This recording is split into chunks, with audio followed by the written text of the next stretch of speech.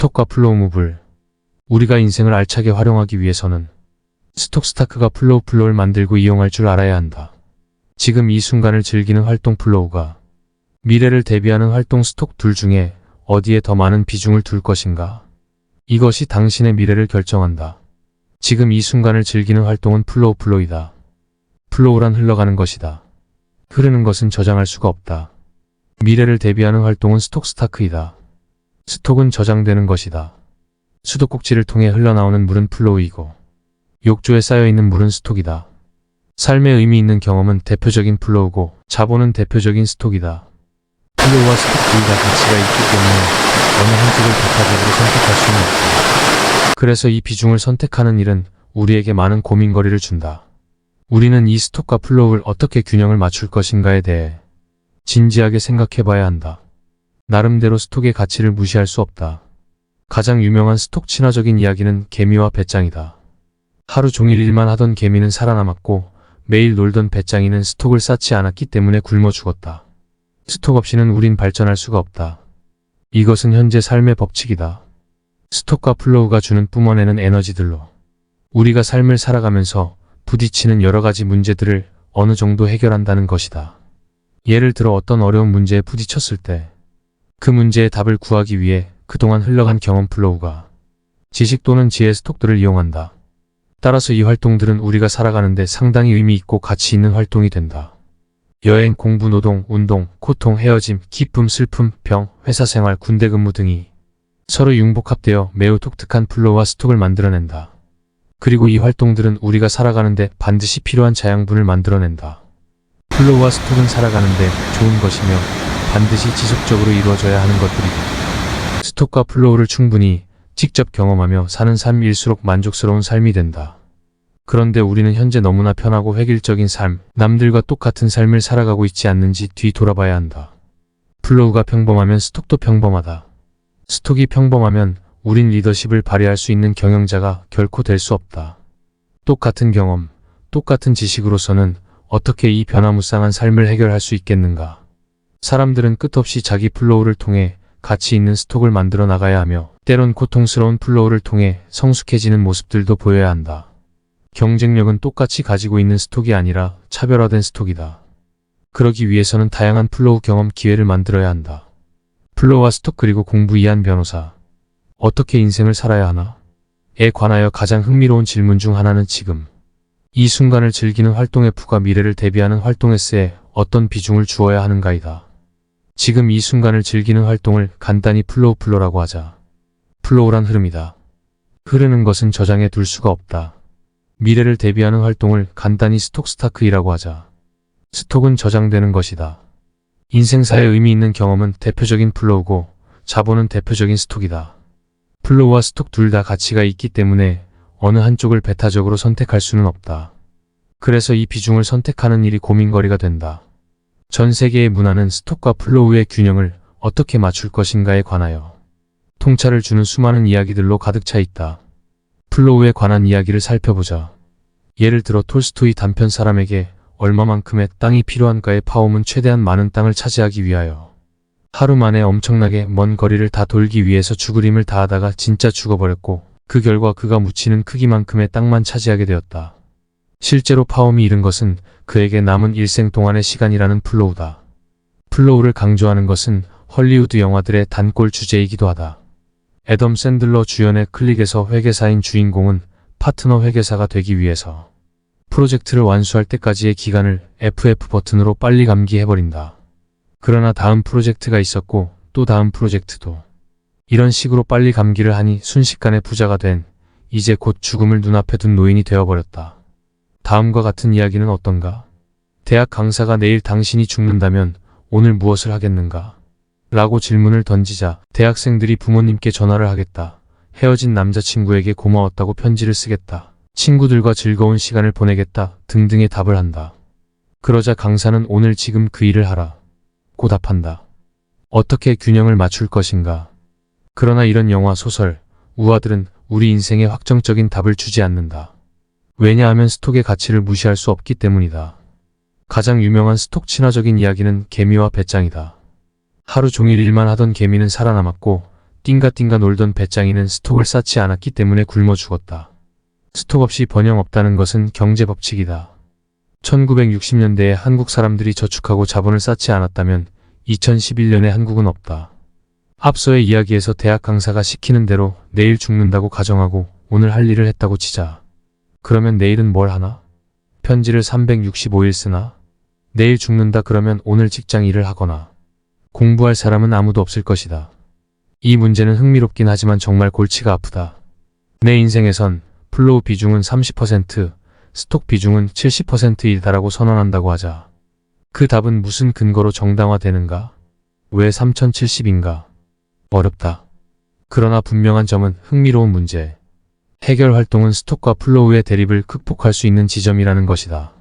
이 활동은 독특한 플로우이자 스톡이다. 예를 들어 GDP는 증가했는데도 왜 국민들의 행복 수준은 그대로인가?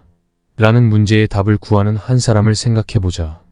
그 문제를 풀기 위해 배운 것은 유용한 것으로 머리에 남게 되어 다른 문제를 푸는데도 분명히 도움이 되는 자산이 된다. 동시에 이 문제 해결 활동은 상당히 의미 있는 경험이 된다. 창의성, 단순 노동, 혼란스러움, 고통, 감질남, 기쁨, 삼매경이 이리저리 혼합되어 매우 독특한 경험을 하게 해준다. 그리고 전체적으로 봐서 이 경험은 좋은 것이며 또 계속하고 싶은 것이다. 공부가 그 묘안이 될 수 있다. 따라서 공부란 원래 스톡과 플로우의 골치, 아픈 대립을 일정 부분 해소하는 인생의 묘안이 될 수 있는 활동이다. 따라서 더 많은 사회 구성원들이 스톡이자 동시에 플로우를 충분히 직접 경험하며 사는 사회일수록 만족스러운 사회일 것이다. 그런데 지금의 교육제도는 공부의 이 독특한 성격을 지워버린다. 중등학교에서 학생들은 하루의 대부분을 차지하는 수업 시간이 빨리 끝나기만을 바라고 대학생들은 강의가 휴강하면 기쁨의 환호성을 지르면서 끝없이 FF 버튼을 누르고자 하는 클릭의 주인공처럼 지낸다. 학생들은 학교 성적이 남지 않는다면 학교 활동의 대부분은 헛짓이라고 느낄 것이다. 학생들이 수업 시간에 집중하지 않거나 공부를 하지 않는다고 한심하게 생각하는 교사들은 이 점에 대해 깊이 생각해 보아야 한다. 학교 수업과 관련하여 시험 내신 수능이 없다고 하여도 이 수업을 듣는 것이 가치 있을까? 곧 잊어버리고 말 정보를 시험지 위에 무의미하게 쏟아내기 위한 활동은 시험이라는 제도가 없으면 가치가 없으며 시험이 있을 때에도 그 시험에서 승리하지 못하는 사람들에게는 가치가 없다. 최근 어떤 교사로부터 학생들이 공부 자체에 흥미가 없다는 불평을 들었다. 이 말은 틀렸다. 흥미는 있고 없고의 문제가 아니라 많고 적고의 문제다. 따라서 질문은 현실의 흥미로운 문제 해결과 어떻게 조금이라도 더 긴밀히 연결되는 그 자체로 가치 있는 내용을 가르침으로써 학생의 배움을 더 플로우에 가깝게 개선할 수 있는 방안이 있는가의 형식이 되어야 한다. 이 질문을 제대로 던지기 위해서는 가르치는 사람은 끝없이 자기 활동의 가치를 진지하게 평가해야 하며 언제나 즐겁고도 고통스러운 배움의 여정 속에 있어야 한다. 이제 나이가 들어서 머리가 굳었다고 하는 것은 과학적 근거가 없는 말도 안 되는 변명이다.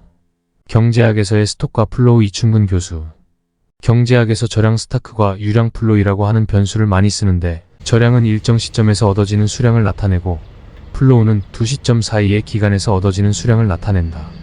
그리고 스톡 변수 스타크 베리어벌은 일정 시점에서 측정되는 변수이고 유량 변수 플로우 베리어벌은 일정 기간에 걸쳐서 비율이나 변화율로서 측정될 수 있는 변수를 의미한다. 절량과 유량은 흔히 저수지의 물과 비교가 된다. 저수지에 물이 흘러 들어가는 것과 나오는 것은 유량이고 저수지에 고인 물은 절량에 비유된다. 플로우 통계는 연중, 반기중, 분기중, 월중 등과 같이 표시하여 일정 기간 중에 얼마나 만들었는지, 얼마나 벌었는지, 얼마나 수출하였는지 등을 나타내는 통계이다의 생산량, 소득, 국제수지, 수출입액 등. 스톡 통계는 연말, 반기말, 분기말, 월말 등과 같이 표시하여 특정 시점에서의 수량이나 금액을 나타내는 통계이다의 통화량, 자본량, 외환보유액, 금융자산부채 잔액 등. 스톡은 구성비 분석에, 플로우는 증감률 분석에 주로 이용된다. 이처럼 많은 경제 변수는 유량과 절량으로 구분된다. 유량 변수는 GDP, 국제수, 지생산, 소득, 소비, 저축 등과 같이 일정 기간 동안 측정하는 변수이며 절량 변수는 외환 보유액, 통화량, 인구, VS, 자산, 에셋, 부채뎃 등과 같이 일정 시점에 측정하는 변수이다. 사실 절량과 유량은 동떨어진 개념이 아니다.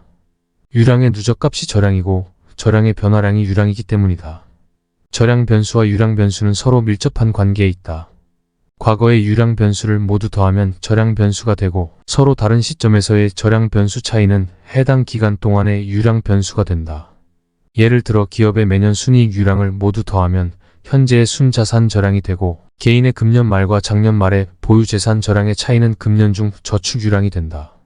이처럼 서로 밀접한 관계에 있지만 절량 변수와 유량 변수는 서로 다른 개념이므로 엄밀히 구분해 사용할 필요가 있다. 예컨대 부절량가 매년 동일하다는 것은 소득 유량이 매년 동일하다는 것과 전혀 다른 의미이다. 또한 월별 자료를 분기별 자료로 변환할 때 재고 등 절량 변수의 경우에는 해당 분기 말월 자료가 해당 분기 자료가 되는데 반해 생산액 및 출하액 등 유량 변수의 경우에는 해당 분기 내 월별 자료를 모두 합한 값이 해당 분기 자료가 된다는 점에 유의할 필요가 있다. 그러나 다음과 같은 자본계수와 화폐의 유통속도 등은 스톡이나 플로우 개념이 아니다. 효용 유틸러티나 가치밸류와 같은 개념도 어느 하나에 귀속시키기가 어렵다. 유량과 절량의 뜻 단위네이즈. 오늘은 유량과 절량에 대해 알아보려 하는데요. 회계 공부하기 전에는 사실 관심도 없는 단어였습니다.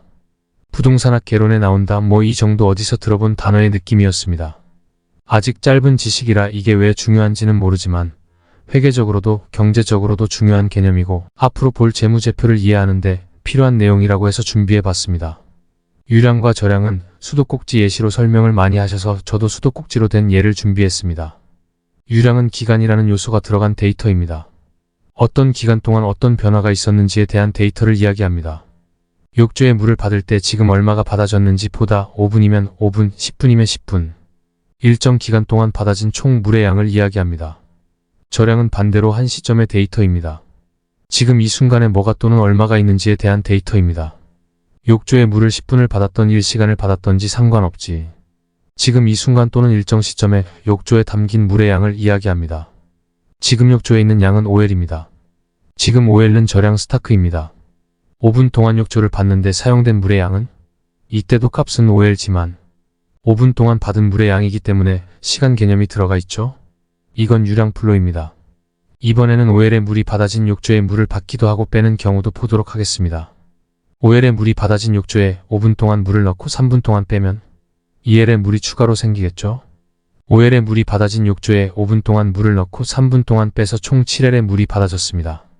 지금 욕조에 담긴 7L의 물은 절량 스타크입니다. 욕조에 5분 동안 물을 넣고 3분 동안 뺀 시간 동안 물의 양 변화는 EL로 유량 플로입니다. 대강 감이 오시죠? 기업의 자산, 부채, 자본은 실시간으로 움직이죠? 어떤 시점에 있는 값을 봐야 합니다. 이 값은 절량입니다. 반면 비용과 수익은 한 달 동안 비용 또는 1년 동안 수익 이런 식으로 말을 해야 하죠. 유량입니다. 대표적인 유량과 절량 항목을 몇 가지씩 추려보았습니다.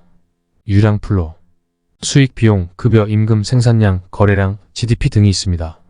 절량 스타크, 자산, 부채, 자본, 가치, 가격, 인구수, 가구수 등이 있습니다. 반복해서 말씀드리지만 유량은 기간이 들어간 데이터, 절량은 지금 시점의 데이터를 기억하시면 됩니다. 그래서 1년간 이란 말을 앞에 붙여서 말해보시면 유량인지 절량인지 확인이 가능하죠. 1년간 수익, 1년간 비용, 연간 생산량, 거래량 등등 어색하지 않죠? 하지만 연간 자산, 1년간 부채. 이러면 1년 동안 발생한 자산의 변동을 이야기하는 건지 1년 동안 매일 자산을 더했다가 나눠서 평균을 내라는 건지 헷갈리기 시작하죠. 어색하면 절량입니다. 사실 시험 준비하시는 분들이 아니면 좀 의미가 없다고 생각하실 수도 있는데요. 재무제표를 보시면 아시겠지만 유량값 따로 절량값 따로 정리가 되어 있습니다. 재무상태표는 자산, 부채, 자본 등 절량 정보를, 손익계산서는 수익 비용의 유량 정보를 다루고 있죠. 이렇게 재무제표를 구성하는 요소를 나누는 기준이 되기도 하고 그렇게 어려운 개념은 아니니까 한번 봐주시면 좋을 것 같습니다.